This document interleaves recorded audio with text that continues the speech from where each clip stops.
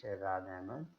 I am a medical specialist, diabetologist, and fellow endocrinologist at New Hospital, Lahore, or I practice at the Diabetic Institute, Pakistan, Lahore. Now, the topic today we are going to discuss about today is having patient risk of diabetes, यानी कि ऐसे लोग कौन से होंगे जिनको जो है वो डायबिटीज़ का रिस्क होगा। और डायबिटीज़ का रिस्क जिन लोगों में होगा हम उन्हें जो है वो ऑब्वियसली उन्हें स्क्रीन आउट करना बहुत ज़रूरी है, क्योंकि जिस तरह दुनिया बढ़ती जा रही है कोई और जिस तरह आजकल एक एपिडेमिक है जिसे कहते हैं हम कोरोना कहते हैं, उसी एपिडेमिक की वजह से एक जो एपिडेमिक है जिसको हम जो है वो डायबिटीज़ भी कहते हैं, और ये भी बहुत अरसे से हमारे लोगों के दरमियान है। और एशिया के लोगों के दरमियान में आम तौर पे ज़्यादा रिस्क है एज़ कम्पेयर टू आप अगर पूरी दुनिया के अंदर वर्ल्ड जो है वो देखें। इस वक्त पूरी दुनिया में अराउंड 425 मिलियन लोग जो है वो डायबिटिक हैं, और 2040 के अंदर 45 के अंदर it will be 640 million people will having a diabetic. और पाकिस्तान में इसकी जो इस वक्त पाकिस्तान पूरी दुनिया में थर्ड नंबर पर है, और अगर हम इसी जो है वो कॉन्टीन्यूसली से हमारी जो है वो डायबिटीज़ की रेशो जो है वो रहती रही तो हम जो है वो 2045 के अंदर दुनिया की सेकंड कंट्री होंगी जिसके अंदर डायबिटीज़ के पेशेंट होंगे regardless of the population. China has the highest number क्योंकि उनकी पॉपुलेशन बहुत ज़्यादा है, और हम यूएस और इंडिया को भी इसमें बीट कर जाएंगे। इसलिए बहुत ज़रूरी है कि आप डायबिटीज़ के लिए जो शुगर की बीमारी है उसके लिए लोगों को जितना जल्दी स्क्रीन आउट करें उतना ज़रूरी है। अब ये है कि प्री डायबिटीज़ क्या होती है, वो पेशेंट कौन से ऐसे लोग हैं कि जो कि रिस्क के ऊपर हैं जिनको हम डायबिटीज़ के लिए स्क्रीन करेंगे। जितने लोग जो है वो हम स्क्रीन आउट करेंगे, जितने हम रिस्क कैटेगराइजेशन करेंगे उतना हमारे लिए इजी होता जाएगा। जैसे हर बंदा यही कहता है कि डॉक्टर साहब क्या मुझे शुगर हो सकती है, डॉक्टर साहब क्या मैं शुगर के लिए जो है वो रिस्क पे हूँ। तो एवरीबॉडी इज़ ए रिस्क जो है वो कंट्रोल ऑफ डिजीज़ जो है वो सेंटर अमेरिका कहता है कि ऑलमोस्ट जो 18 साल से उम्र लोग ज़्यादा होते हैं उनमें से 1/3 लोग जो है दे हैड प्री डायबिटीज़। ठीक है, they are at risk of developing diabetes. लेकिन इसमें ये नहीं है कि जिस आदमी को प्री डायबिटीज़ होगी वो आगे जाके जो है वो उसको ज़रूरी नहीं कि उसको डायबिटीज़ होगी। ठीक है, अब इसमें हमने ये देखना है कि जिन लोगों को डायबिटीज़ है या जो रिस्क पे हैं जिनकी फैमिली के अंदर डायबिटीज़ है, तो हम उन लोगों को कैसे काउंसल किया रहे। उन लोगों को काउंसल करने के लिए इसलिए भी ज़रूरी है क्योंकि डायबिटीज़ की पेचीदगियाँ बहुत ज़्यादा हैं। अब प्री डायबिटीज़ क्या है? प्री डायबिटीज़ को हम ये भी कह सकते हैं कि इंटरमीडिएट डायबिटीज़ भी हो सकती है, यानी कि दरमियानी डायबिटीज़ भी हो सकती है। कुछ लोग इसको कहते हैं कि नॉन डायबिटिक हाइपरग्लाइसीमिया, यानी कि ऐसे मरीज़ जिनमें शुगर नहीं है लेकिन उनके शुगर लेवल ज़्यादा रहते हैं। वो शुगर लेवल कितने रहते हैं? वो शुगर लेवल इतने ज़्यादा हों कि जिसके अंदर ना तो मरीज़ को हम डायबिटीज़ कहें ना उसको हम नॉर्मल कह सकें, तो इसको हम प्री डायबिटीज़ कहेंगे। और जितने लोग इसको जो है वो हम लोगों को समझाएंगे या लोगों को गाइड करते जाएंगे उतना ही हमारे लिए डायबिटीज़ के मरीज़ों को देखना और उनको जो है वो आगे जो है वो स्क्रीन आउट करना या उनको पूल आउट करना हमारे लिए आसान हो जाएगा। अब जो प्री डायबिटीज़ की इंटरनेशनल डेफिनेशन है या जो WHO या ADA कहता है उसमें 2-3 चीज़ें हैं। आपने ये देखना है कि इसमें 3 चीज़ें हम देख सकते हैं, या तो हम मरीज़ की फास्टिंग ब्लड ग्लूकोज लेवल देखें कि वो कितनी आ रही है, या हम मरीज़ के जो है वो रैंडम ग्लूकोज लेवल देखें जिसे हम ओरल ग्लूकोज टॉलरेंस टेस्ट से भी स्क्रीन करते हैं। तीसरी चीज़ ये है कि हम उसका HbA1c करवा लें। HbA1c बहुत इजी टेस्ट है, सिंपल टेस्ट है। इसके लिए हमें ना कोई फास्टिंग की ज़रूरत होती है, ना मरीज के लिए जो स्पेशल प्रेपरेशन होती हैं, तो इसलिए हमारे लिए इजी हो जाएगा। दूसरी चीज़ ये है कि हमें हमें लोगों को बताना है कि ये वैल्यूज़ कितनी हो, यानी कि अगर किसी कितनी कोई शुगर लेवल आती है, तो उसमें जो है वो क्या कहते हैं कि हम लोगों को बताएंगे कि उसको प्री डायबिटीज़ है। अगर इंसान का फास्टिंग ब्लड शुगर लेवल किसी का भी वो 100 से 125 के दरमियान रहता है, फास्टिंग लेवल यानी कि खाली पेट उसने 8 घंटे कुछ ना खाया हो, उस दौरान सिर्फ पानी का इस्तेमाल किया हो, तो उसको हम कहेंगे कि उसको उसको फास्टिंग हम कहेंगे इम्पेयर्ड फास्टिंग ग्लूकोज, जिसको हम प्री डायबिटीज की रेंज में लेंगे। इसी तरह वो लोग जो कि जिनकी शुगर लेवल यानी कि अगर हम उनको 75 ग्राम औरल ग्लूकोज देते हैं और 2 घंटे बाद हम उनकी शुगर चेक करें, तो वो जो शुगर लेवल 140 से अगर 199 के दरमियान रहते हैं, तो उसको हम कहते हैं कि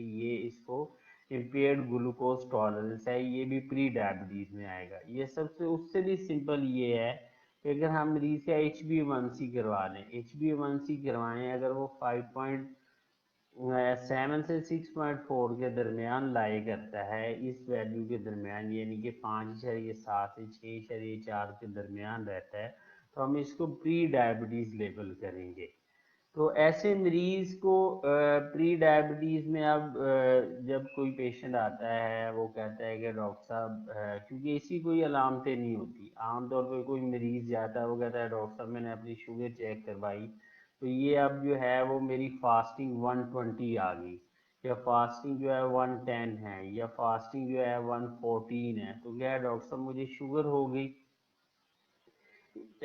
इसमें जो सबसे इम्पोर्टेंट ये चीज़ है कि आपने मरीजों को ये भी समझाना है, जब आप स्क्रीन आउट कर रहे हो तो आपने उन्हें ये बताना है कि आपका रिस्क है डायबिटीज़ के लिए, लेकिन इसका ये मतलब 100% नहीं है कि आपको आगे जाके डायबिटीज़ हो जाएगी। जो डाटा शेयर करता है, जो अमेरिकन डायबिटिक एसोसिएशन है, वो अपने इसमें बताते हैं कि हमारे पास जो 10 से 25% ऑफ द लोग जो कि प्री डायबिटीज में होते हैं, वो अगले नेक्स्ट 5 इयर्स में जाकर उनको डायबिटीज हो सकती है। अब वो वाले कौन से ऐसे लोग हैं, 10 से 25% लोग जिनको आगे जाके फ्यूचर में डायबिटीज हो सकती है, तो वो ऐसे लोग होते हैं कि फर्ज करें इसको हम कैटेगराइजेशन कर लेते हैं।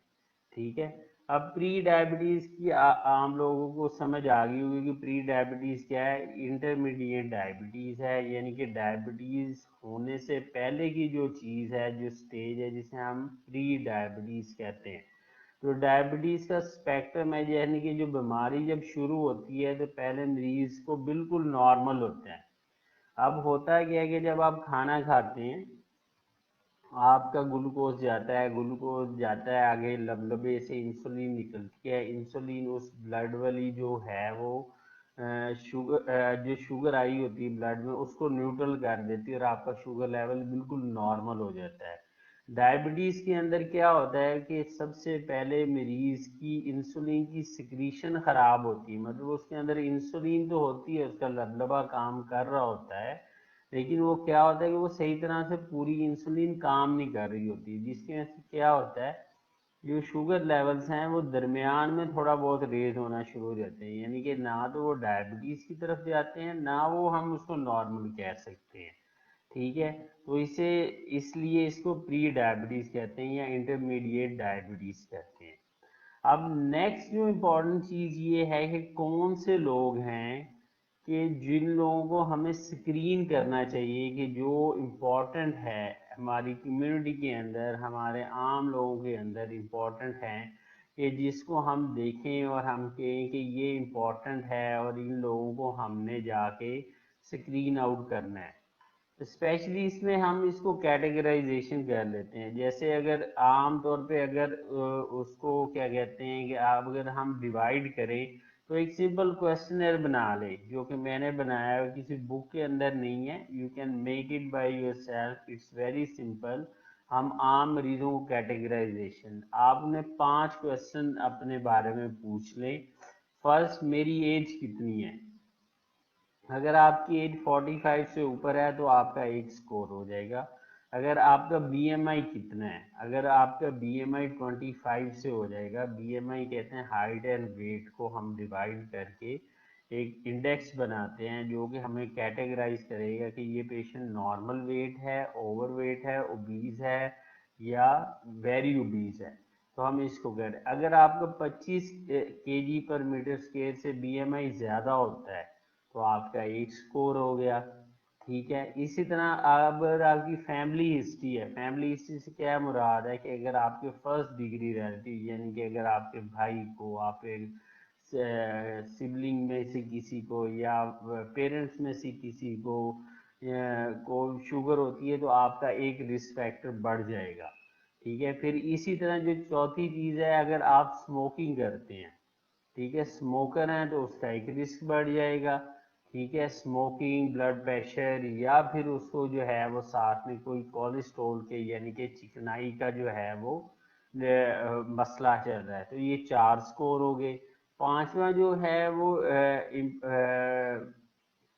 जो इसका एक और एस्पेक्ट है जो सबसे इम्पोर्टेंट है, वो ये कि पेशेंट अल्कोहलिक है कि नहीं है, फिजिकल एक्टिविटी कितनी है। तो ये आप सारी स्कोरिंग करके, अगर किसी का स्कोर इन 5 में से जो है वो अगर 1 रहता है तो वो लो रिस्क पे है, अगर वो 2 से 3 रहता है तो वो मॉडरेट रिस्क पे है, अगर 3 से ज़्यादा कर देता है स्कोर तो इसका मतलब है कि वो हाई रिस्क है। इसलिए इम्पॉर्टेंट है कि ये सिंपल सी स्कोरिंग है, आप अपने घर में भी कर सकते हैं, आप किसी को भी कह सकते हैं कि आप ये करें और ये 3 4 5 चीज़ें आप लिख लें और उसके बाद आप अपने आप को कैटेगराइजेशन कर लें। अब ये है कि प्री डायबिटीज़ में किन लोगों को स्क्रीन करना चाहिए, ये इम्पोर्टेंट क्वेश्चन है। इसमें ये है कि ऐसे लोग जिनकी एज 45 से ज़्यादा हो, जिनका बीएमआई यानी कि बॉडी मैस इंडेक्स जो है वो 25 से ज़्यादा हो। ठीक है, वो लोग जिनकी वेट जो वेस्ट सरकमफ्रेंस है, अगर मेल है वो 40 से ज़्यादा है और फीमेल है और उनकी 35 सेंटीमीटर से ज़्यादा है, तो उसको स्क्रीन आउट करना चाहिए हमें। वो पेशेंट जिनकी फैमिली हिस्ट्री ऑफ डायबिटीज़ है, जिस तरह अगर वालदैन में शुगर है, बहन भाई में से शुगर है, चचा को है, जो है वो क्या कहते हैं, और दादा दादी को थी या नाना नानी को शुगर है, तो आपने उन लोगों को जो है आपने स्क्रीन आउट करना है। फिर वो अब फीमेल्स के कुछ फैक्टर्स हैं, जैसे वो फीमेल्स जो कि जिनको जेस्टेशनल डायबिटीज यानी कि जिनको हमल के दौरान डायबिटीज होती है, आप उनको स्क्रीन आउट करना चाहिए आपको। फिर वो फीमेल्स जिनके अंदर कोई ऐसी कंडीशन है जैसे पॉलीसिस्टिक ओवेरियन सिंड्रोम होता है, ठीक है, जिसमें ओवरी, जिसमें मरीज के 3 4 मसाइल होते हैं, चेहरे पर बाल आना शुरू हो जाते हैं, वजन बढ़ना शुरू हो जाता है। ठीक है, तो ये चीज़ें इनको स्क्रीन आउट करना चाहिए ऐसे पेशेंट्स को। फिर वो पेशेंट जो कहते हैं कि मेरी जो है डॉक्टर साहब, मेरी गर्दन के अराउंड कालापन आ रहा है, ठीक है, और जो है मेरी आर्म पिट्स में ब्लैकनिंग हो रही है, ठीक है, थाइज के दरमियान ब्लैकनिंग हो रही है, तो ऐसे पेशेंट को हम एक्यांथोसिस नाइग्रिगेनिस को लेबल करते हैं, ये भी एक रिस्क फैक्टर है प्री डायबिटीज के लिए।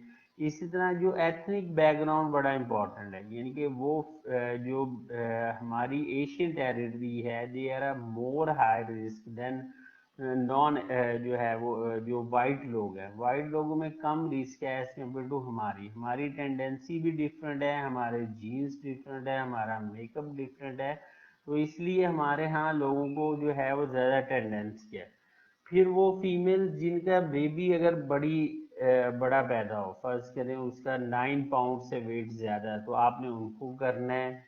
ठीक है, या फिर ऐसे पेशेंट्स जो कि किसी दवाइयों के ऊपर हैं, ख़ास तौर पर जैसे ग्लूकोज कॉर्टिकॉइड, जैसे स्टीरॉयड लेते हैं मरीज किसी भी मसले के लिए, चाहे जोड़ों के दर्दों के लिए लेते हैं, चाहे वो ऑटो इम्यून डिजीज़ के लिए लेते हैं, या वो दमा के लिए लेते हैं, चाहे वो लंग्स की कोई बीमारियों के लिए लेते हैं, तो ये वाले सारे मरीज इंपॉर्टेंट है आपके, ठीक है। आपने इन लोगों को स्क्रीन आउट करना है।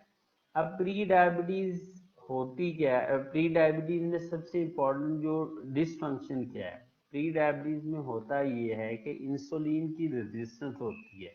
मैंने आपको शुरू में बताया कि जब आप खाना खाते हैं तो ग्लूकोज खून में जाती है, खून जाकर आगे सिग्नल देता है लबलबे को, लबलबे से जो है वो फिर जो है इंसुलिन निकलेगी, जो इंसुलिन आएगी वो इनको सारों को न्यूट्रलाइज करती जाएगी ग्लूकोज को। अगर फर्ज करें अगर लबलबे का रिस्पांस ठीक ना हो, मतलब उसको सही तरह सिग्नल ना जाए, तो क्या होगा कि इंसुलिन अपना एक्शन नहीं कर सकेगी, वो अंदर मौजूद तो है लेकिन वो आगे जाके एक्शन नहीं कर सकती, ठीक है। तो इसको हम इंसुलिन रेजिस्टेंस के नाम से लेबल करते हैं। और इंसुलिन रेजिस्टेंस मेन फैक्टर है जिसे आपने रिवर्ट बैक करना है।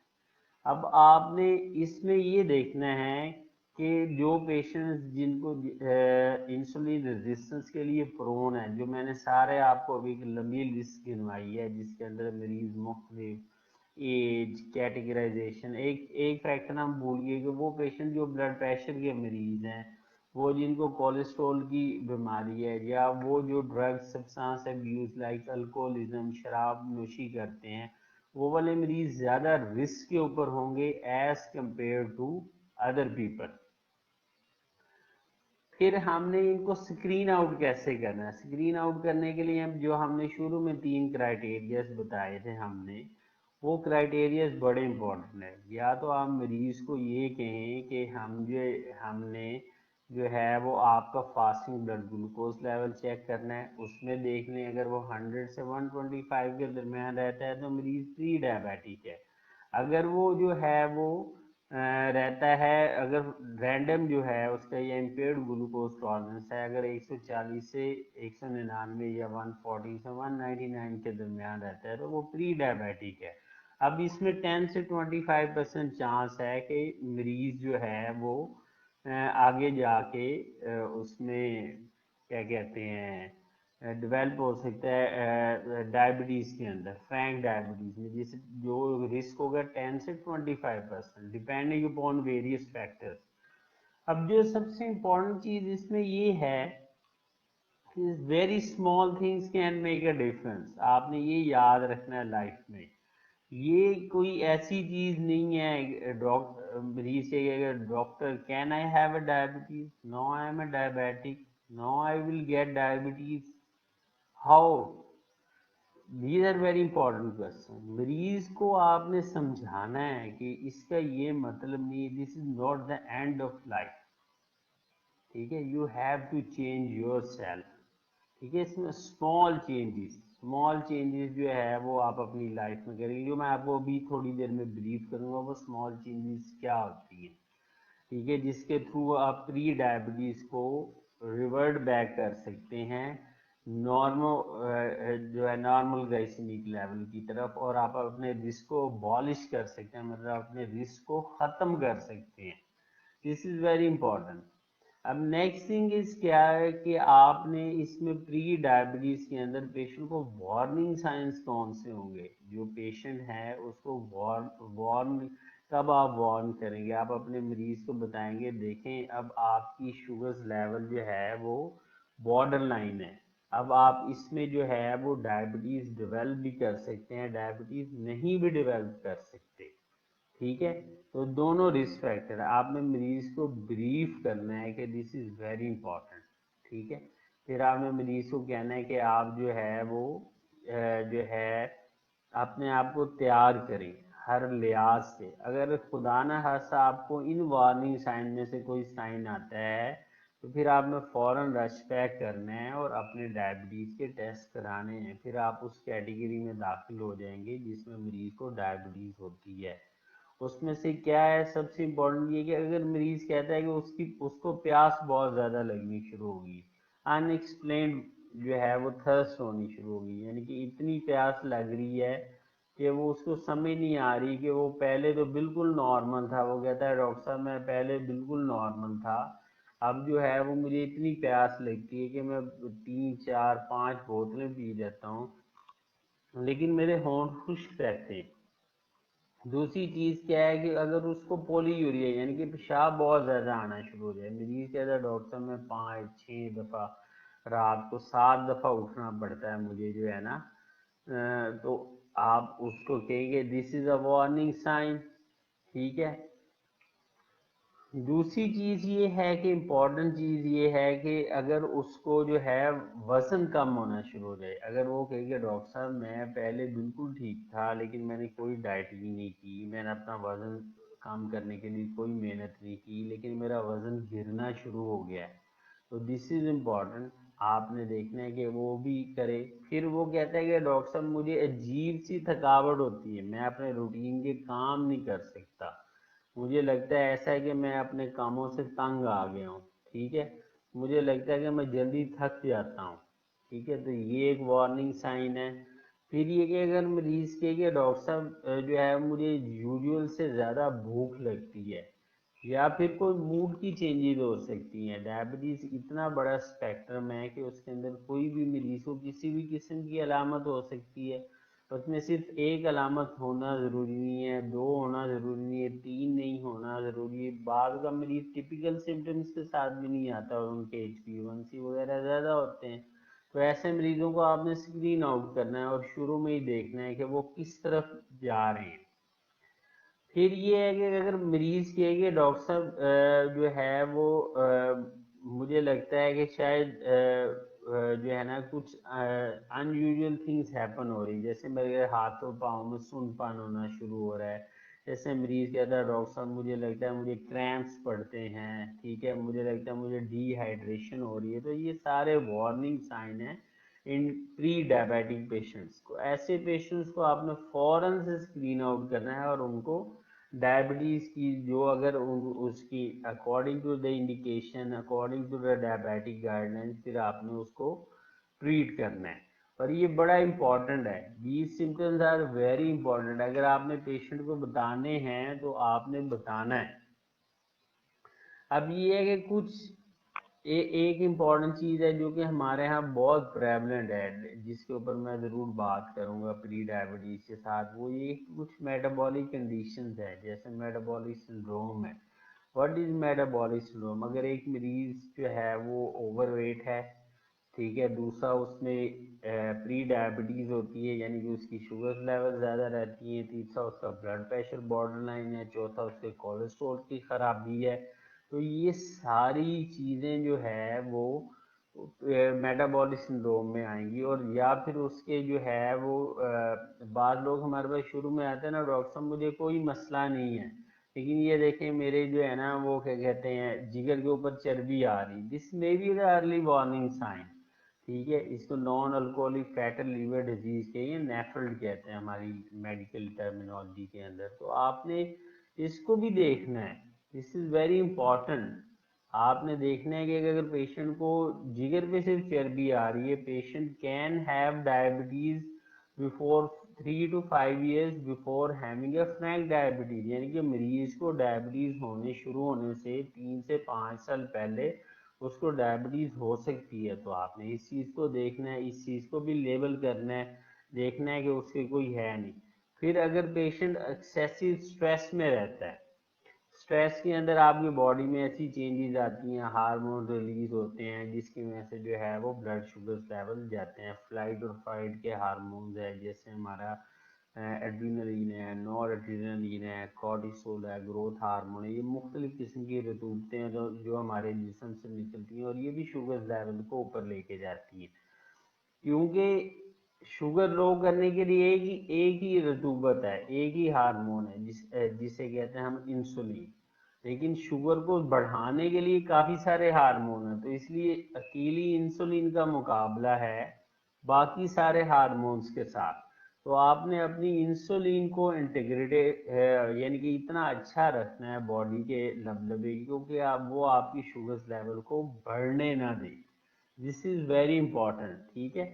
आप ये देखिए अल्लाह ताला ने सिस्टम इस तरह बनाया हुआ कि एक हार्मोन है जो आपको बचा रहा है और बाकी जितने हार्मोन्स हैं वो आपको उसकी तरफ लेके जा रहा है, so that the people can get it. ठीक है, इसलिए आपने इंपॉर्टेंट है। अब आपने इसको बचना कैसे, व्हाट प्री डायबिटीज से आपने बचना कैसे? ठीक है, simple formula, it's not that कि इसमें आपने बहुत ज़्यादा कुछ करना है। सबसे इम्पोर्टेंट चीज़ है आपने लाइफस्टाइल मॉडिफिकेशन करनी है, अपनी ज़िंदगी को चेंज करना है, अपनी ज़िंदगी को ये समझाना है कि आप किस रिस्क कैटेगराइजेशन में हैं। अगर आप वो जो मैंने सिंपल 5 नंबर स्कोरिंग बताया है, अगर आप 1 पे हैं तो फिर आप लो रिस्क हैं।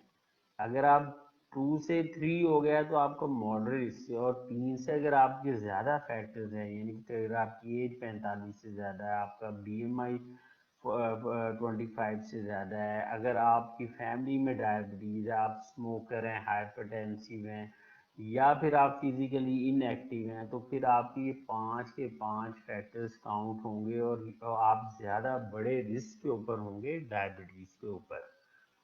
तो इसलिए आपने ये सबसे पहले अपने आप को रिस्क कैटेगराइजेशन करना है, और आपने इस अवेयरनेस को आपने लोगों में भी फैलाना है। इस इम्पॉर्टेंट चीज़ है कि बहुत ज़्यादा लंबी टेस्टिंग नहीं है, वैसे बहुत ज़्यादा स्कोरिंग सिस्टम भी हैं। आप अमेरिकन डायबिटिक सोसाइटी की गाइडलाइंस पे जाएंगे, आप इंटरनेशनल डायबिटिक फेडरेशन UK की वेबसाइट पे जाएंगे, वो एक पूरा रिस्क कैलकुलेटर स्कोर्स है, और जिसमें आपकी उम्र, आपका BMI, आपकी फैमिली हिस्ट्री, आपका एथनिक ग्रुप, यानी कि आप किस तरफ से जो है वो बिलोंग कर रहे हैं, तो ये बड़ा इम्पोर्टेंट है। ठीक है, सबसे इम्पोर्टेंट चीज़ है नोइंग योर रिस्क। ठीक है, आप कितने रिस्क पे हैं, आपने इस चीज़ को कैटेगराइज करना है, और जितना आप अपने रिस्क को मिनिमाइज करेंगे उतनी आपकी ज़िंदगी बेहतर होती जाएगी। अब इसमें ये इम्पोर्टेंट चीज़ है, आपने ये याद रखना है, you have the power to make the small changes. आपके अंदर से ये खुद से एक पावर है, आपको किसी बाहर से ज़रूरत नहीं है, आपने खुद को सेल्फ मोटिवेट करना है ताकि आप इस रिस्क वाले से अपने आप को बचा सकें। अगर आपकी फैमिली में जो है वो डायबिटीज़ है, तो फिर तो आपको बहुत ज़्यादा जो है वो क्या कहते हैं, इस बारे में टेंशन लेनी चाहिए, अटेंशन देनी चाहिए अपनी हेल्थ को, कि आप अपने BMI को नीचे लाएं, अपनी स्मॉल चेंज करें। अब वो लाइफस्टाइल चेंजेस हैं, हमने शुरू किया, तो उस लाइफस्टाइल चेंजेस में क्या इम्पोर्टेंट है, सबसे पहले ये है कि आप अपने अंदर जो कार्बोनेटेड ड्रिंक्स हैं वो छोड़ दें। जैसे हमारे यहाँ मुख्तलिफ किस्म की ड्रिंक्स आती हैं, फीजी ड्रिंक्स आती हैं, आप इनको ना लें। मैं नाम नहीं लेना चाहता क्योंकि फिर वो इट्स बायस्ड हो जाता है कि आप किसी एक कंपनी का नाम लें और दूसरी का नाम लें। जितने ये कोल्ड ड्रिंक्स है, सॉफ्ट ड्रिंक्स हैं, जितने मशरूबात हैं, आपको चाहिए आप अपनी ज़िंदगी से इनको ख़त्म करें। ठीक है, इनको फैक्ट को ख़त्म करें। अगर आपका दिल करता है फ्रेश जूसेस लें, फ्रेश फ्रूट्स लें, फ्रूट्स भी वो लें जिनका ग्लाइसेमिक इंडेक्स, यानी कि मीठे की दौरानियाँ जो है, जो जिस्म खून में बढ़ाने का कम हो, तो आपके लिए ये इम्पॉर्टेंट है, आपने ये लेना है। फिर क्या है, अगर आप स्मोकिंग करते हैं तो सिगरेट छोड़ दें, अल्कोहल को छोड़ दें, थोड़ा सा अपना वेट लूज करें। ठीक है, अपने BMI को लो की तरफ लेके जाते हैं। जितना आपका BMI नीचे आता जाएगा, आपके लिए उतनी ही ज़िंदगी आसान होती जाएगी। ठीक है, आपके लिए बहुत अच्छी होती जाएगी ज़िंदगी। फिर क्या है, अगर आपको ब्लड प्रेशर है उसकी ट्रीटमेंट करें। ठीक है, सॉल्ट कम करें, अगर आपको ब्लड प्रेशर है तो नमक कम जो है वो क्या कहते हैं, कम कर दें। फिर ये है कि अगर आप के अंदर कोई और टेंडेंसी, जैसे आपको अगर जो है कोई और किस्म ऑटोइम्यून बीमारी, जैसे कोई और किस्म की बीमारी लाइक PCOS थी फीमेल के अंदर, उसको ट्रीट करें, उससे भी इंसुलिन रेजिस्टेंस कम होगी। तो this is very important, these are the 3 things which you can do. First is आप डाइट अपनी मॉडिफाई करें, फाइबर लें, मतलब वेजिटेबल्स लें, कार्बोहाइड्रेट्स का सोर्स भी वेजिटेबल्स को बनाएं, अपने अंदर मीठे का भी वेजिटेबल्स भी बनाएं। जो लो ग्लाइसीमिक इंडेक्स वाले फ्रूट्स हैं, जैसे सेब हो गया, गावा हो गया, अमरूद है, पपीता है, आड़ू है, ठीक है, कीवी, आप इस तरह की चीज़ें लें ताकि आपके आपके फ्रूट की क्रेविंग्स भी पूरी होती रहें, और आप अच्छा तो हाई ग्लाइसेमिक जैसे मैंगो बहुत ज़्यादा इस्तेमाल ना करें। आप अगर ओकेजनली लेते हैं, एज ए फ्रूट लेते हैं तो बट ठीक है, ये नहीं कि आपने एक चीज को शुरू हुए हैं तो उसी को शुरू रहना है। तो इसमें आपने एतदाल पसंदी लानी है, मॉडरेट करना है आपने अपने आप को। फिर आप डेली एक्टिविटी करें, do not make your self unfit. आप जब आप एक जगह पे बैठ जाएंगे तो फिर सब कुछ बैठा ही रहेगा। आपको अपने आप को मोटिवेट करना है, आप चलते रहें, आप चलते रहें, चलते रहें। जितनी आप एक्टिविटी ज़्यादा होगी वो आपके लिए है। मैं अपने पेशेंट्स को क्लिनिक के अंदर भी कहता हूँ, हॉस्पिटल के अंदर भी कहता हूँ कि आप इस तरह करते हैं, अगर आप 16 घंटे दिन में जाग रहे हैं फर्ज करें, और आप उसमें से हर 1 घंटे के अंदर 5 मिनट्स अपने आप को एक्टिव यानी कि वॉक रखते हैं, तो अगर आप 16 घंटे जाग रहे हैं तो अराउंड 80 मिनट्स बन जाता है। 80 मिनट्स की एक्टिविटी आप करें, इसके बावजूद आप 10-15 मिनट वॉक करें तो अराउंड 100 मिनट की एक्टिविटी है।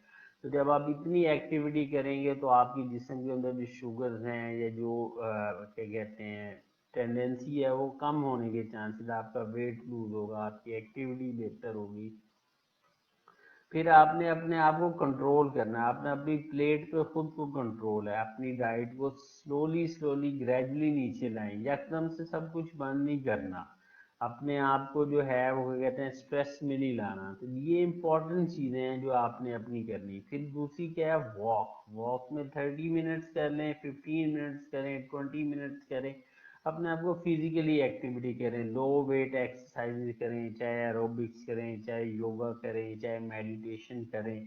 आजकल रमज़ान है, Ramzan is the best time कि आप अपनी लाइफस्टाइल को सेट कर सकते हैं। 2 मील्स पे अपने आप को जा सकते हैं, मॉडरेट मील पे रखें, बहुत ज़्यादा जो है वो ना कंजम्पशन करें। फिर ये है कि बहुत ज़्यादा जो है बेकरी प्रोडक्ट्स का इस्तेमाल ना करें। अगर आप ब्रेड यूज़ करते हैं तो फाइबर वाली ब्रेड यूज़ करें ताकि आपकी लाइफ इजी होती जाए।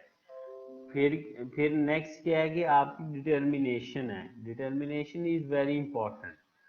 आपने डिटर्मिन करना है अपने आप को, आपने कहना है नहीं, I can do this, I can do this. मैंने आपको पहले बताया, you have a power to change things, just small changes in your life can prevent you from having a diabetes. ये इस तरह की बीमारी है कि सारी उम्र आपके साथ रहेगी। जिस तरह लोग मलका हुस्न कहते हैं, इसी तरह ये मलका बीमारी है।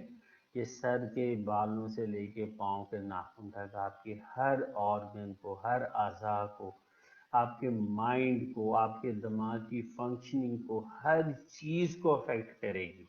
तो आपने अपने आप को रिस्क कैटेगराइजेशन करनी है। Knowing your risk is very important, I am saying this again and again, ताकि लोगों को ये बात जहन नशीन हो कि आपने कितना ज़्यादा उसको अपने आप को रिस्क को मॉडिफाई करना है। जितना आप मॉडिफाई करते जाएंगे उतनी आपकी लाइफ इजी होती जाएगी, आपके लिए ज़िंदगी आसान होती जाएगी। आप जितना उसको अच्छा करेंगे उतना ही बेहतर होगा। ठीक है, आपने अपने आप को करना है। फिर ये है कि आपने वार्निंग साइंस पे भी नज़र रखनी है कि अगर आपको खुदा ना खासा इनमें से कोई वार्निंग साइन आता है, go back to your clinician. आप अपने क्लिनिशियंस के पास जाएं, आप उनके पास जाएं, उन्हें बताएं कि आपके साथ ये इस तरह वाक़यात हो रहे हैं, या आपका वज़न कम होना शुरू हो गया, पेशाब ज़्यादा होना शुरू हो गया। तो ये सारी चीज़ें हैं। लेकिन आपने ये भी याद रखना है कि इस प्री डायबिटीज़ का कुछ सिम्टम नहीं होता। आपने अपने आप को खुद से कैलकुलेट करना है। ठीक है, हो सकता है कि आपको कोई अलामत ना आए, क्योंकि प्री डायबिटीज़ में कोई अलामत नहीं होती। और ऑलमोस्ट मैंने आपको बताया कि 75% of the patient they can revert back to normal glycaemic, यानी कि 75% ऐसे लोग हैं जो कि नॉर्मल लाइफ की तरफ चले जाते होते हैं। और जितना ये उस नॉर्मल लाइफ की तरफ आप जाएंगे उतना आपके लिए इजी होता जाएगा, आप अपनी ज़िंदगी को आसान करते जाएंगे। ठीक है, आपने अपने आप को समझाना है कि you can do this, you can do this. ठीक है, फिर आपने इन चीज़ों को देखना है। ठीक है, आपके लिए बहुत ज़रूरी है। प्री डायबिटीज़ से रिलेटेड अगर आपका कोई क्वेश्चन है या कोई इससे रिगार्डिंग कोई इशू है तो आप इस कमेंट बॉक्स में ज़रूर लिखें और अब बताएं, I will answer at the end. ठीक है, फिर ये है कि आपने अपने आप को क्वेश्चनेयर में डालना है। आपने अपने आप को 3 4 मंथली 6 मंथली अपने आप को रीअसेस करने जाते हैं, क्योंकि जो आपकी लाइफस्टाइल की चेंजेस हैं, आपकी ज़िंदगी की चेंजेस हैं, वो एक दिन में नहीं आएंगी, 2 दिन में नहीं आएंगी, इट कैन टेक मंथ्स। आपने आहिस्ता आहिस्ता अपने प्रोग्रेस को बढ़ाते जाना है। फर्ज करें मैं जैसे आप अपनी पेशेंट्स को भी मिसाल देता हूँ, आपको भी बता रहा हूँ कि अगर फर्ज करें कि आप 2 प्लेट राइस खाते हैं, तो आप इसको वन वन 1.5 प्लेट करें, फिर इसको 1 प्लेट करें, फिर एक और पोर्शन उड़ा दें, तो आप उस पोर्शन के ऊपर अपने आप को फिट रखेंगे। अगर एकदम आप अपनी कैलोरीज का ग्राफ नीचे गिराते जाएंगे तो आपके लिए मुश्किल होता जाएगा। अभी रिसेंटली एक लास्ट ईयर एक जो है वो रिसर्च पब्लिश हुई थी अमेरिकन जर्नल के अंदर। उन्होंने कहा कि अगर आप अपनी 500 कैलोरीज टोटल कैलोरीज से कट डाउन कर देते हैं तो you can have a significant weight loss. यानी कि आप वजन थोड़ा सा आपने जो है ना फ्यू कैलोरीज कम करें, वेट शेड करें, अपनी फैमिली हिस्ट्री को देखें, फिर जो आपकी जो ऐसी अनहेल्दी लाइफस्टाइल्स हैं, जैसे स्मोकिंग है, जैसे सॉल्ट इनटेक ज़्यादा है, अगर मीठा ज़्यादा लेते हैं, फिजी ड्रिंक्स, कोल्ड ड्रिंक्स और जो है एनर्जी ड्रिंक्स, आप इन सारों को अबॉलिश करें, so that you can have a idea कि आप अपने क्या है। और आप ये देखेंगे जैसे जैसे आप ये चीज़ें करते जाएंगे, आपकी ज़िंदगी बहुत स्मूथ होती जाएगी और आप उस रिस्क जोन से पीछे आते जाएंगे। जिससे जितना आपका एक फैक्टर बेहतर होता जाएगा आप, लेकिन ये कि वो लोग जो हाई रिस्क के ऊपर हैं, उन लोगों के लिए ज़्यादा भी होगा कि वो हमेशा हाई रिस्क पे रहेंगे, वो ब्रिज के ऊपर रहेंगे। वो अपने आप को ब्रिज के ऊपर समझिए कि they can go either normally और दे कैन हैव डायबिटीज। या तो वो नॉर्मल साइड पे चले जाएंगे या वो फिर डायबिटीज वाले सेक्शन पे चले जाएंगे। तो इसलिए ये बड़ा इम्पोर्टेंट है, आपने इन चीज़ों को देखना है। अपनी जो है वो लाइफ को आपने खुद से देखना है, और अपनी सारी पेचीदगियों को जो है बचाना है। क्योंकि आप ये देखेंगे दुनिया में इस वक्त 1 out of in every 7 second there is a 1 diabetic patient. ठीक है, और आउट ऑफ 1 जो है ऑलमोस्ट 7 सेकंड में एक पेशेंट जो है वो अपने पाँव या टांग को ज़ाया करता है because of diabetic foot ulcers. तो इतनी बड़ी प्रेवलेंट डिजीज़ है। और फिर ये कि डायबिटीज़ जब आपको होगी तो आप ये देखें कि आप आपके लिए बाकी बीमारियां भी आपके लिए जो है आमदजदा होंगी। ठीक है, एक इम्पॉर्टेंट चीज़ है कि आपको अगर एक बीमारी होगी, एक मतलब कुव्वत मदाफ़त वाली बीमारी, ऑटोइम्यून बीमारी होगी, तो दूसरी ऑटोमेटिकली आती जाएंगी। डायबिटीज़ के मरीज़ों के अंदर क़ुव्वत मदाफ़त कम होती, क्यों? क्योंकि उनका बेहतरीन उनका ब्लड होता है, उसके अंदर ग्लूकोज हाई होती है, उसके ऊपर जरासीम ग्रो करते हैं। तो इसलिए अपने आपने अपने रिस्क को आपने अबॉलिश करना है, अपने रिस्क को कम करना है। Please do make small changes in life, small changes can make big changes. ठीक है, आपने अपनी जैसे हम एज ए नेशन अगर हम ग्रो करना चाहते हैं तो हमें थोड़ी थोड़ी चेंजेस करनी है। तो इसी तरह आपने इसमें भी चेंजेस करते जाना है। Pre diabetes is not diabetes, remember pre diabetes is not diabetes.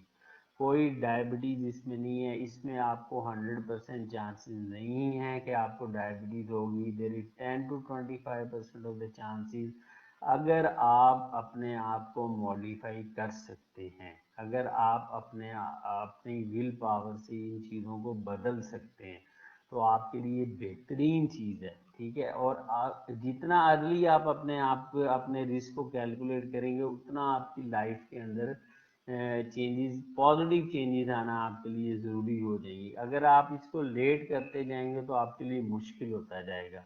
जितना आप उस ब्रिज से दूसरी तरफ जाते जाएंगे आपके लिए मुश्किल होना शुरू हो जाएगा।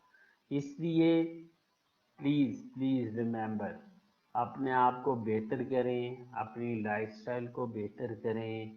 अपनी जो अनहेल्दी चीज़ें हैं, जैसे जो है बहुत ज़्यादा क्या कहते हैं फास्ट फूड्स हैं, बहुत ज़्यादा फिजी ड्रिंक्स हैं, बहुत ज़्यादा जो है वो आउटसाइड जो लोगों के आजकल जो है अजीब अजीब किस्म के लोग कहते हैं ना, कोई बात नहीं, we occasionally do this, don't do that occasionally, just don't make it a habit. आपने हैबिट नहीं बनाना, आपने अपने आप को इतना नहीं बनाना कि आपके लिए ये ना हो कि आप इसके बगैर रह नहीं सकते। क्योंकि जितना आप अपना जो है वो कैलोरीज काउंट बढ़ाते जाएंगे, उतना आपका रिस्क है डायबिटीज़ होने का।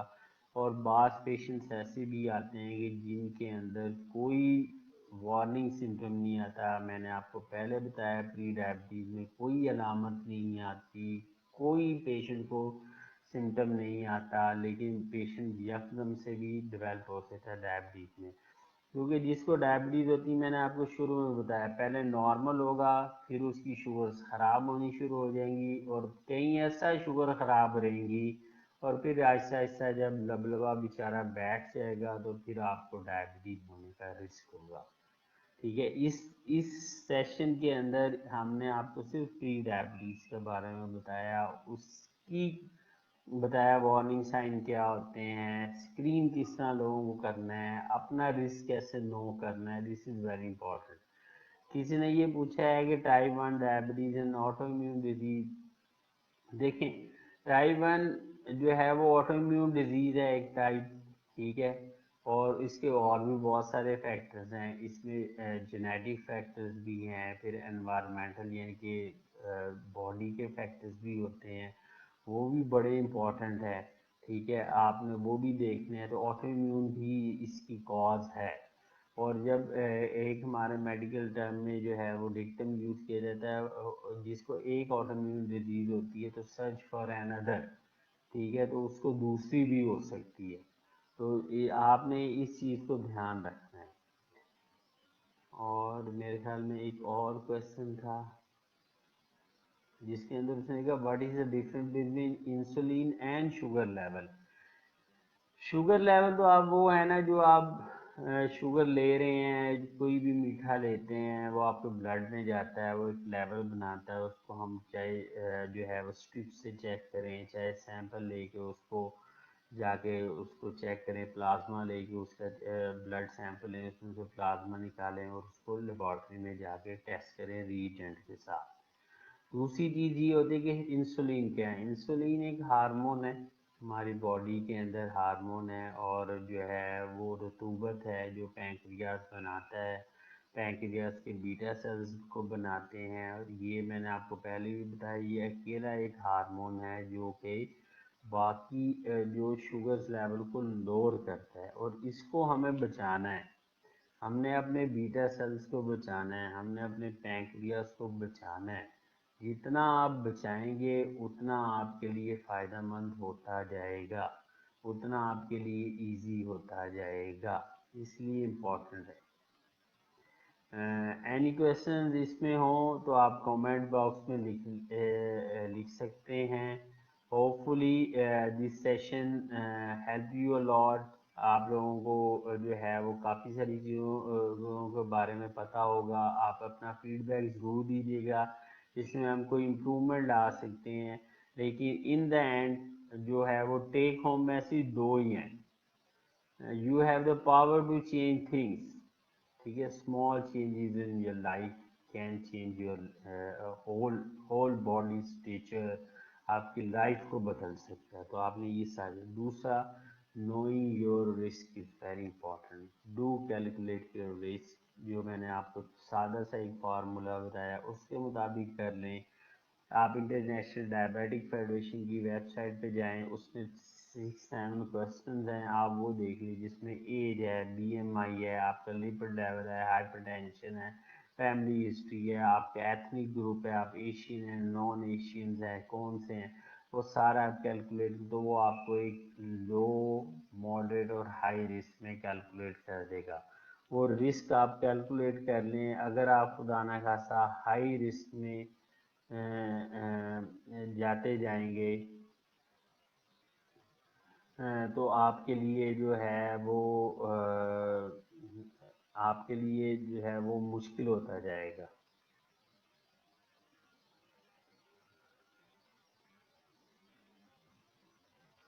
One question is that how frequently pre-diabetes patients should screen if no other symptom. Actually इसमें ये कि फ्रीक्वेंटली तो नहीं है, मतलब इसके बारे में कोई जर्नल जो है वो ये इस बारे में अभी मुतफिक नहीं है। वो ये नहीं कहता कि आपने सबको स्क्रीन आउट करना है। आपने वो कहना है कि जो वो पेशेंट जो हाई रिस्क पेशेंट्स हैं, लाइक जिनका बीएमआई ज़्यादा है, जिनकी एज 45 से ज़्यादा है, ठीक है, वो पेशेंट जिनमें स्मोकिंग है, अल्कोहलिज्म है, हाइपरटेंशन है, डिसलिपिडीमिया है, जिनका वेट सर्कमफ्रेंस मैंने शुरू में बताया वो ज़्यादा है, तो इनमें जो है वो आपको स्क्रीन आउट करना चाहिए। वो पेशेंट जिनकी फैमिली हिस्ट्री है, वो ख़वातीन जिनके अंदर जो है वो जेस्टेशनल डायबिटीज़ यानी कि प्रेगनेंसी के अंदर डायबिटीज़ हुई हो, उनको शुगर हुई हो, पहले से कोई शुगर ना हो, या वो फीमेल्स जिनका बच्चा ज़्यादा जो है वो बड़ा पैदा हुआ, जैसे 6 kg से ज़्यादा हो या 9 पाउंड से ज़्यादा हो, तो आपने उनको स्क्रीन आउट करना है। तो फ्रीक्वेंटली तो नहीं है, इस बारे में एडीए अभी रिकमेंड नहीं करता कि आपने जनरलाइज स्क्रीनिंग करनी है। फिर ये है कि वो पेशेंट जिनके अंदर अगर 45 ईयर्स ऑफ एज है और आपने स्क्रीन किया और वो नॉर्मल आए, मतलब उनमें कोई कुछ नहीं आया, या वो मतलब नॉर्मोग्लाइसीमिक आए, यानी कि उनकी शुगर लेवल ठीक थी, तो फिर आपने थ्री ईयरली फिर उनको स्क्रीन करना है। ठीक है, इसमें ये इम्पोर्टेंट है। अब ये है कि जो है क्या कहते हैं इंसुलिन, मैंने आपको बता दी कि इंसुलिन क्या है। इंसुलिन एक जो है वो क्या कहते हैं इंसुलिन रतूबत है, मैंने आपको बता दिया। एक जो है वो हमारे लिसनर ने लिखा है कि इंसुलिन के बारे में बता दें, ठीक है। और जो है हाँ, एक ने लिखा है कि जो है वो हाइपोथायराइड भी, तो लाजमी बात है, ये याद रखिएगा। अ, अ, इसमें एंटीबॉडीज आप एंटीबॉडीज अगर लिख दें, कोई रिपोर्ट लगा दें आप कमेंट्स में, तो फिर मुझे पता चलेगा कि एंटीबॉडीज़ की बहुत सारी टाइप्स होती हैं। और वो हाइपोथायराइड हैं तो यू आर ऑलवेज, आप एक, मैंने आपको बताया एक बीमारी है तो दूसरी होने के चांसेस ज़्यादा हैं। और आलमोस्ट 11% के करीब ऐसे पेशेंट्स होते हैं जिनको डायबिटीज़ और हाइपोथायराइडिज्म मिल के चल रहा होता है।